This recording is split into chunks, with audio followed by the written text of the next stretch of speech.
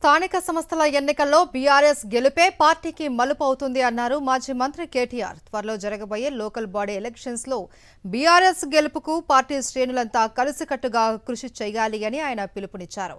హైదరాబాద్ తెలంగాణ భవన్లో నిర్వహించిన చేరికల కార్యక్రమంలో మాట్లాడారు కేటీఆర్. ఈసారి బీఆర్ఎస్ అధికారంలోకి వచ్చాక ప్రభుత్వంలో ఉంటూనే పార్టీ కార్యకర్తలను కళ్లల్లో పెట్టుకుని చూసుకుంటాము అని ఆయన భరోసా ఇచ్చారు.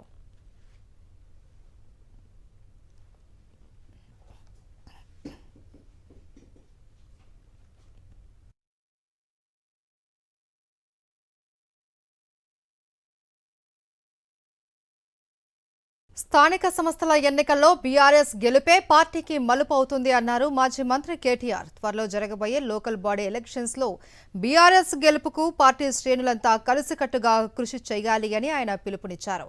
హైదరాబాద్ తెలంగాణ భవన్లో నిర్వహించిన చేరికల కార్యక్రమంలో మాట్లాడారు కేటీఆర్. ఈసారి బీఆర్ఎస్ అధికారంలోకి వచ్చాక ప్రభుత్వంలో ఉంటూనే పార్టీ కార్యకర్తలను కళ్లల్లో పెట్టుకుని చూసుకుంటాము అని ఆయన భరోసా ఇచ్చారు.